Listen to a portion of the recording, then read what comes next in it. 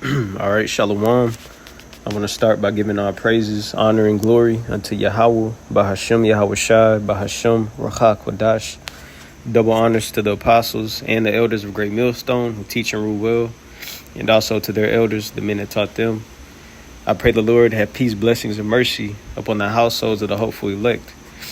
This is the brother Shema Wan from the Great Millstone Houston Church, and I want to go into lesson today based off of an account or a few accounts that happened this year, just meditating on the most recent one, the incident with, at Walmart, how the young woman, was trapped inside of a walk-in oven, and she got deleted. And also, too, the guy that was recorded burning, to his death, being inside of that Tesla. And it just made me think, how bad of a time that was for those two individuals. Is going to be a great multitude of people that are going to experience a much greater heat if they're left here in America, which is known as Babylon the Great, according to the scriptures. But just making me think how there's no escape. There wasn't no escape, from the oven. There wasn't no escape from that Tesla. And damn sure there will not be no escape from America if you're left here and the Lord didn't gather you, bring them unto himself. There's absolutely no way nobody could go and open the door for you. No, the only way out of here, out of this one, is by the hand of the Lord. And two, even thinking about the Lord does control life or death. And even accounts you could read about Azariah, Ananias, and Mishael, they were literally engulfed in flames, but the Lord didn't allow those flames to touch them, But this fire is going to be different whenever the Lord allows, this fire to kindle. There's no such thing as anybody, withstanding this heat. The Lord doesn't want it to be. It's not prophesied for anybody to endure this flame. The only way out is in a chariot. If you with the Lord, man, that's it. So with that, I'll get into it, and I pray this will be edifying. I'll start here, Isaiah chapter 66 and verse 15. Let me pull it up on my phone. 1 second.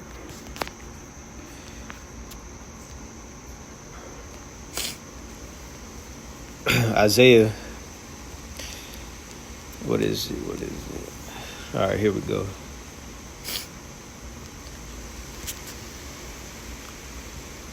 Isaiah chapter 66 and verse 15. It reads, "For behold, the Lord will come with fire, and with his chariots like a whirlwind, to render his anger with fury, and his rebuke with flames of fire." So this is how the Lord is going to return. It says, "For behold, the Lord will come with fire." So the day is approaching where the examples that you could read about, how the scriptures we could read about how the Lord dealt with Sodom and Gomorrah, the Lord is also going to do to this place. The Lord is coming back with fire this time. The average person in this world even knows that, or they'll acknowledge that. Yeah, the Lord allowed the world to be flooded with water the first time, but the next one is going to be fire. It's like a lot of people on the outside of this, they condemn themselves already, not having a fear towards the Lord. Like, if I'm not acceptable to the Lord through having faith in his son Yahweh Shai, they don't understand that they got a good chance of being caught up in that flame. Having a fear towards the Heavenly Father and faith in his son, that's a great chance of getting delivered and not have to experience the wrath of the Lord. But as it says, I'll keep reading. Isaiah 66 and 16, it says, "For by fire and by his sword will the Lord plead with all flesh." And that word plead goes into judge, shapat. It says, and the slain of the Lord shall be many. The scriptures tell us is going to be many more that perish than the ones that make it. You know, so you know if the Lord doesn't come and gather you, if you're here in America, there's no escape, man. You know that's a fearful thing when you really think about it. Just like the Lord wasn't, fucking around whenever the woman lost her life in that walk-in oven, or the dude being in that Tesla. This is going to be far greater than that. But let me get a few more. Shit, matter of fact, and this is how it's going to take place. Since I'm in Isaiah, let me go here. Isaiah chapter 54 in verse 16. It says, behold, I have created the smith that bloweth the coals in the fire, and that bringeth forth an instrument for his work, and have created the waster to destroy. So ultimately showing you, hey, this is the Lord's work. This is how he wants it to take place. The Lord put the spirit in Esau, Edom, giving them the mind to give a diligent search and how to use the technology to split atoms, and how to get a sample of this and mix this and infuse this to create what we know as an ICBM missile. You know, the ingredients, the Lord gave it to them to make. But little do they know, it says, and that bringeth forth an instrument for his work. That word instrument in the blue letter is H3627, kalaya. And it goes into a weapon, a vessel or a weapon, okay? Or a tool. So, this is the way that the Lord wants it to be. And it says, and I have created the waster to destroy. The Lord has these missiles on this earth specifically to destroy. Specifically to destroy and waste away. And Esau, Edom is going to be the one used to do so. The Lord used Esau to make it just for their own destruction. But, matter of fact, let me get this in the book of 2nd Esdras. Because with the missiles being here on the earth, whenever they're released, there's no escape, man.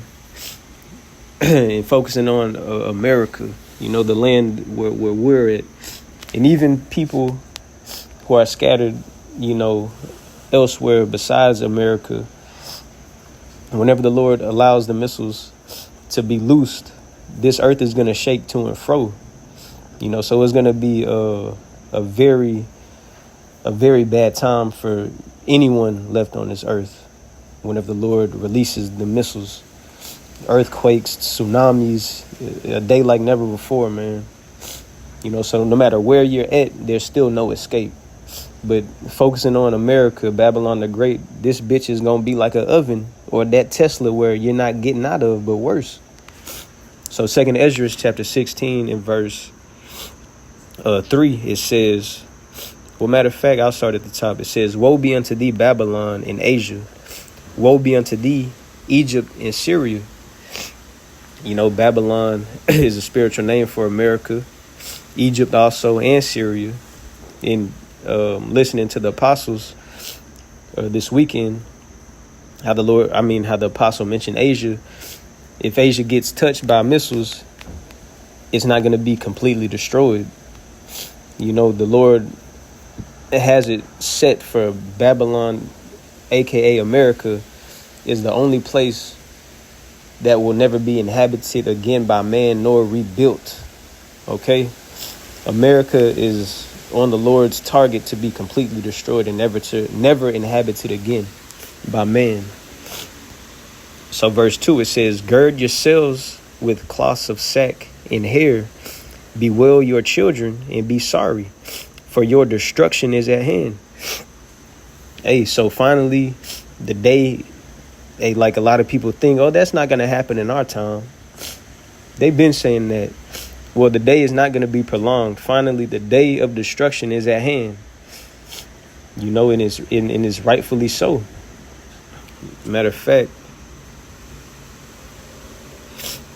well, I'll let that one slide. I was just thinking about the precept the day, whenever this place is destroyed, ultimately, that's going to be the day where the elect are going to have joy. Matter of fact, let me just get it since I'm thinking about it. How Yahushua mentioned this. Because right now, since that day has not taken place, you still got people being happy, smiles on their face, a proud spirit, haughtiness, being uplifted, arrogant, right? But as soon as the Lord pushes the button, it ain't gonna be no such thing as a smile or a smirk or joy or mirth or happiness or peace, for anybody that's finna taste of the Lord's anger. But this is John chapter 16 and verse 20. It says, "Verily, verily, I say unto you, that ye shall weep and lament, but the world shall rejoice." And right now, those that, serve Yahweh Bashim Yahweh Shah, we're not high and mighty and just on the ultimate high. No, right now, we're experiencing the weeping and the lamentation. But right now, the world, those who love it here, who love their captivity and their oppressors, who have some form of comfort here where they don't want this shit to end. It says, but the world shall rejoice, and they're rejoicing right now. They put the word of the Lord to the side. They just focus on what they see rather than what's coming. So it says, but the world shall rejoice, and ye shall be sorrowful, but your sorrow shall be turned into joy. And like I may mention, the ultimate day of our sorrow being turned into joy is whenever we're with the Lord, man. Lord willing, we be delivered, exempt from the judgment that's coming. In verse 21, it says, "A woman, when she is in travail, hath sorrow, because her hour is come. But as soon as she is delivered of the child, she remembereth no more the anguish for joy that a man is born into the world." So we just got to keep enduring, because very soon, or the scriptures say, our redemption is nearer than when we believed, roughly paraphrasing, and just thinking about a few lessons today. Well, one I watched today from the brother Shema Allah, going into like, how bad do you want it? Just having that mind of just doing whatever we have to do, no matter what, to be able to have that joy whenever it's going to be much appreciated and much needed, man. Being able to be with the Lord, being exempt from judgment, while everybody else who didn't make it is finna experience, something so tragic. But we could be at peace. We could be at joy. Lord willing, those that put, their fear towards Yahweh Bashim Yahweh Shah, faith in Yahweh Shah. But let me read verse 22. It says, "And ye now therefore have sorrow." That's how it is now. "But I will see you again, and your heart shall rejoice, and your joy no man taketh from you." So just imagine whenever Yahweh Shah makes his return, for those that still be here with faith in him, and having our sorrow turned into joy, how he said, "But I will see you again." So Yahweh Shah, he's not a man that he should lie either, like his father. So Yahweh Shah is coming back. And we started off in Isaiah 66 and 15. The Lord is coming back with fire and chariots. So imagine being with the Lord rather than having to get judged by the Lord, man. But it says, "And your joy no man taketh from you," because that's when it's over with. From that day on, that's how it's going to be.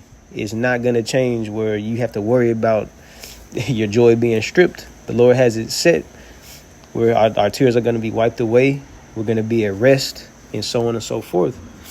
But for those at the opposite end of that stick, how it mentioned back in 2nd Ezra 16 and 2, "Gird up yourselves with cloths of sack and hair, bewail your children, and be sorry." See, the tables are going to turn. Those that got it right now, those that want to be a part of this world right now, their joy and all of that, what they got going, is going to come to an end. Like they don't expect, how serious of a time is going to be. It says, for your destruction is at hand. Hold up. The word destruction, I just highlighted and hit look up. It says the action or process of causing so much damage to something that it no longer exists or cannot be repaired. So that's what the Lord is finna bring to this place and to the people that are stuck in this place, man. So it says a sword is sent upon you, and who may turn it back? The ICBM missile. A fire is sent among you, and who may quench it? The ICBM missile. Plagues are sent unto you, and what is he that may drive them away? Nothing can stop it from coming. This is prophecy. See, that's the thing. The Lord has it written for America to be hit by missiles, being utterly destroyed.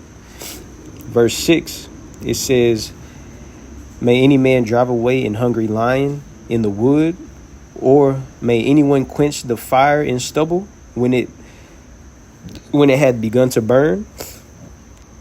May one turn again the arrow that is shot of a strong archer. The mighty Lord sendeth the plagues, and who is he that can drive them away? Nobody.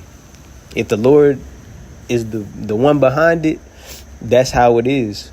Nobody could change it. And just thinking about it, going into, an archer being, the arrows being shot of an archer, and a fire not being quenched, and so on and so forth. This pinpoints how this earth is going to be touched by thermonuclear destruction, bro. America is going to get hit real quick. This is Malachi 4:1. It says, for behold, the day cometh that shall burn as an oven, and all the proud, yea, and all that do wickedly shall be stubble. And the day that cometh shall burn them up, saith the Lord of hosts, that it shall leave them neither root nor branch. And that's the end all be all. It ain't no more coming back. It's over with after that. And that's going to be the time where the Lord is going to, how it says in Isaiah, for behold, I create new heavens and a new earth. I'm roughly paraphrasing it. But yeah, it's over with. Esau, Edom, these other nations had they run. Now that's the way the Lord is going to bring in the new rulership, by utterly breaking this shit down, man. Nothing is going to turn this back. What's coming to this place, what's coming to this earth, but specifically America, nobody's going to be able to turn that back, man. And whenever that happens, it's over with. A whole new life, for the nation of Israel, but beginning with the elect, those that are going to be able to, rejoice in that day, being with the Lord. Let me grab this. Zechariah 14:12. And this shall be the plague. We read plagues in 2nd Esdras, the 16th chapter. And this shall be the plague wherewith the Lord will smite all the people that have fought against Jerusalem.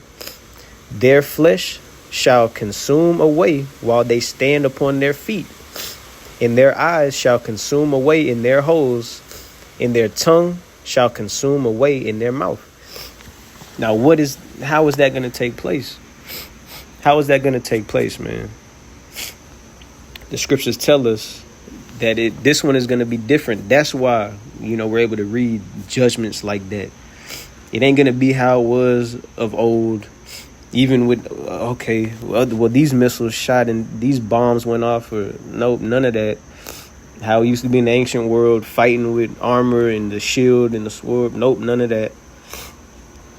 It says in Isaiah, the 9th chapter, Isaiah 9:5, it says, for every battle of the warrior is with confused noise and garments rolled in blood. Yeah, every battle prior to the one that the Lord has in store for this ultimate destruction. We could see the war videos, the old war movies from the time where you had a just, two hands thrown up to the point where you started having weapons, then even, greater weapons, tanks, catapults, whatever it is, all the way to the point of this one now. So it says, for every battle of the warrior is with confused noise and garments rolled in blood. Absolutely. But this shall be with burning and fuel of fire. This one is going to be different. That's why, as we read just now in Zechariah 14 and 12, by way of the missiles, this is going to take place. People's eyes consuming away in their holes. Their flesh shall consume away while they stand up on their feet. Yeah, a nuclear missile is going to be the cause of that. And thinking too, whenever that takes place, real quick, Amos 9, for those who think they got a bunker that can go deep enough into the earth and they got a chance of making it, or you could go so high in the heavens and, not take part in the judgment, you haven't mistaken. This is Amos chapter 9 and verse 2. It says, though they dig into hell, thence shall mine hand take them. So no matter how deep you go in the earth, you could dig and keep digging. There's nowhere to run, nowhere to hide. It says, though they dig into hell, the earth, or into like a grave, it says, thence shall mine hand take them. Though they climb up to heaven, thence will I bring them down. And though they hide themselves in the top of Carmel, I will search and take them out thence. And though they be hid from my sight in the bottom of the sea, thence will I command the serpent, and he shall bite them. So there's no escaping. There's no escaping it. That's why, let me go back to 2nd Ezra 16 in verse 8. It says, the mighty Lord sendeth the plagues, and who is he that can drive them away? So whenever the Lord chooses to get down, there's no escaping it, man. It's gonna consume everybody who's meant, But that was just on my spirit, thinking about the incident with the woman getting stuck in the oven and no dude burning in the Tesla. There's no escape whenever the Lord allows these things to take place that we're reading about right now before that day comes. So I'll end it there. I pray this was edifying to the Lord's elect. Until the next time, I say shalom.